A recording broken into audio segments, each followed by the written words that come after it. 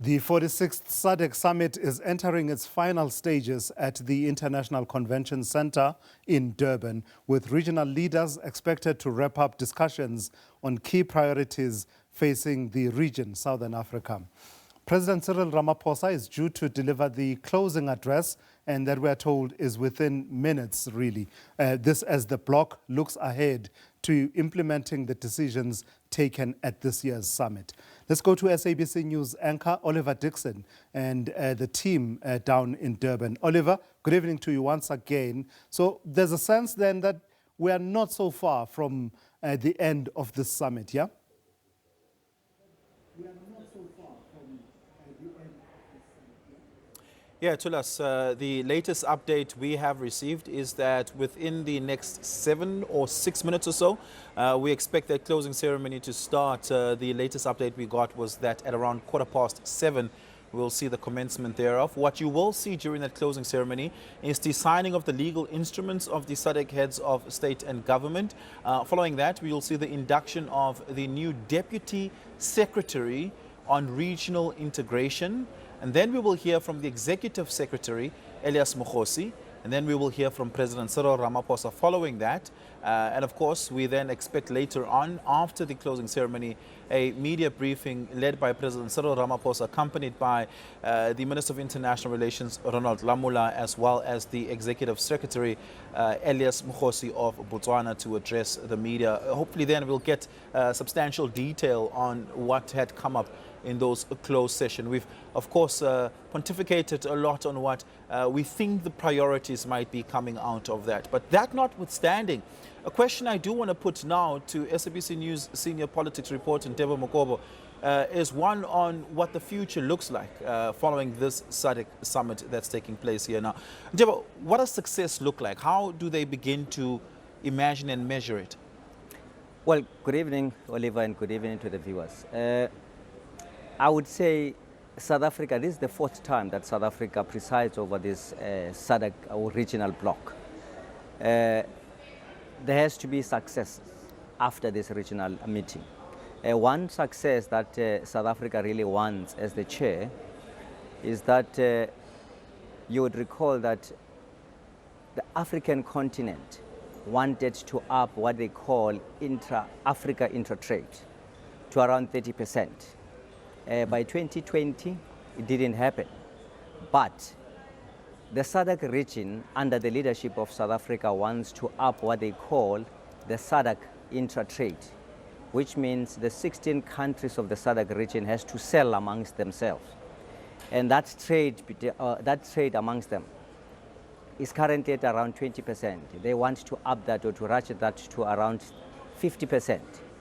That's what South Africa wants. So if indeed that is realizable according to what the expectation or the aspiration of Pretoria, it means that would have been a great success. But I mean, as me and you would attest, I think the continent is really struggling to live up to what it promises and what is like tangible outcomes of each and every meeting that they have in the continent. It will be a bit difficult really to see that 50% being achieved within a foreseeable future, as the Minister of International Relations would say. So the success of this meeting, it's only dependent on whether the outcomes or the decisions that have been taken here will be fully implemented. Yeah. If we learned anything from President Cyril Ramaphosa's chairship of the G20, what can we expect to see from him from the pantomime and, cadencing of diplomacy? Should we expect that momentum to build given how he presided over the G20 just last year? You see, the G20 and the SADC Summit are two different things. You deal with another cohort of leadership at the G20 level. You would recall, I mean, it's only South Africa at the G20 level that is a country from Africa, except the fact that there are those who are invited. Yeah. But I mean, if you look at, for instance, our continent, even the region itself, we've got I think a history of not following up in terms of making sure that the agreements and the decisions that are taken are followed through, are fully implemented. It hasn't happened. If you look at the number of summits, for instance, the last time I was at the SADC Summit, one SADC Summit that I can recall is when President Mugabe was the chairperson of the SADC region. We were in Livingstone. President Mugabe spoke fondly about integration, about beneficiation. I think 10 years later, we're still talking beneficiation in the continent. 10 years later, I mean in the SADC region, 10 years later, we're still talking about industrialization. So the problem in the continent and the problem in the SADC region is the lack of willpower to really make sure that what you promise, you work to actualize it. Yeah. Let's talk about some of the thorny issues. It's a demonstration of success, one would imagine, for President Ramaphosa, the fact that the immigration conversation was tussled off the table, despite the fact that a number of countries, including Malawi, insisted to bring that on the table. And the summit is as much about what has been said vis-a-vis what has not been said or has not been discussed. Yet the specter of the immigration issue still looms large. It's the elephant in the room, so to speak. Were you surprised by how it turned out that wasn't an agenda item and how there was no mention of it in either of the two speeches President Ramaphosa delivered today, or even the speech that was delivered by the Executive Secretary, Elias Mokhosi? In fact, it was not surprising, but I think it serves them good, those who are saying it shouldn't be on the table, and it serves them good, those who are saying it should be on the table. Those who wanted the matter to be on the table, for instance, Malawi wanted that to be on the table. For Malawi, it wanted to shame South Africa because a number of people, especially here in KZN, who were on the streets were mainly Malawian foreign nationals, were Malawian nationals. And Zimbabwe and Mozambique, we are told, are the ones who were like hard on the pushback not to have that matter on the table.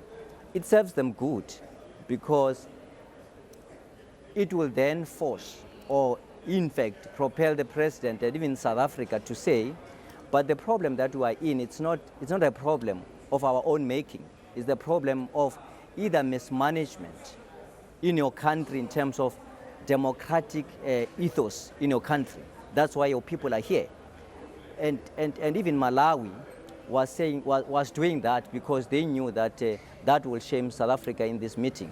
So it wasn't because it came out of their good heart to say the matter should be on the table or should not be on the table. It was because they either want to shame South Africa in the meeting to say you guys are xenophobes, a bunch of xenophobes at some point were labeled as, and those who wanted the matter on the table was to say they don't want them to be shamed in this meeting because most of the people that are in these countries, in South Africa for instance, illegally so, some of them are forced by circumstances and conditions in those countries. So it wasn't really them saying that out of the good heart. Yeah, no, certainly. But the controversy that did overshadow proceedings was that of the issue of Eswatini on the one hand, but also the issue of Madagascar. We know that early morning meetings took place and that that was part of what delayed the start, but that there very specifically was an engagement between President Ramaphosa as well as, King Mswati. And that once again shows that President Ramaphosa deals with quite a lot of controversy when he hosts these multilateral forums, right? It happened with the last BRICS summit that we hosted with the Putin matter, and he was able to successfully negotiate for Putin to not come. It happened with the G20 when the Americans were boycotting, yet a successful summit came out of there. He seems to be quite trained at managing delicate controversies surrounding these multilateral bodies. Does it at all define how he then approaches his leadership of these multilateral bodies? In fact, Oliver, you can say whatever you want to say about President Ramaphosa, but when it comes to matters or issues of international relations, give it to him. And that on its own, it doesn't just start today. It started when he was even in CODESA, where he has to deal with complex issues. And some of those complex issues, if you like, will define and determine your destiny, either as a politician or as a whatever professional you might be. Yeah. So President Ramaphosa has been really good in tackling or in dealing with some of those complex issues. Even here this morning, I mean, the issue of Eswatini, for instance, it's one issue that was like, it's a blight in what people would say. Former President Mugabe used to say that you need African solution for African problems. What he said about Eswatini in this meeting, especially with those convicts from the United States, that on its own, it flies in the face of what the SADC region really wants to achieve. But President Ramaphosa managed to navigate that, and ultimately they came up really united. Because in such meetings, there's always something called sufficient consensus. Yeah. Everyone has to compromise for the sake of a greater good, and the greater good is the SADC region. Yeah, that's quite important. And then when it comes to, security on the region, I remember very much that extraordinary summit that took place between, the East African community pertaining to the issue in the ECOWAS rather, and SADC pertaining to the conflict between Rwanda and the DRC, the ongoing conflict there, that we demonstrated that there is an ability on the continent to be able to negotiate to silence the guns. Yet we still are a long way from being able to successfully do that, not just in West Africa, East Africa, even North Africa, but very specifically in Southern Africa as well. Earlier on, we, with Sophie Mukwena, we discussed the post-election violence that broke out in Tanzania just last year. We spoke about the post-election violence that happened in Mozambique with Daniel Chapo being elected president there. And now there's also the specter of the coup that took place in Madagascar. And that leader seemingly recognized as a legitimate leader here. How far are we from actualizing the question of peace, security, and democratic integrity? Well, peace and security, especially peace in the African continent, is not something that is going to be achieved overnight. Because in every conflict in the continent, there are competing interests.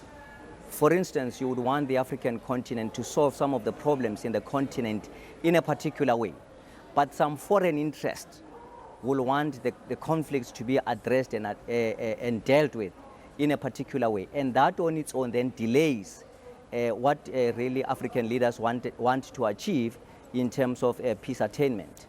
For instance, if you look at the conflicts in the DRC, at some point, SADC was seized with that. ECOWAS was seized with that.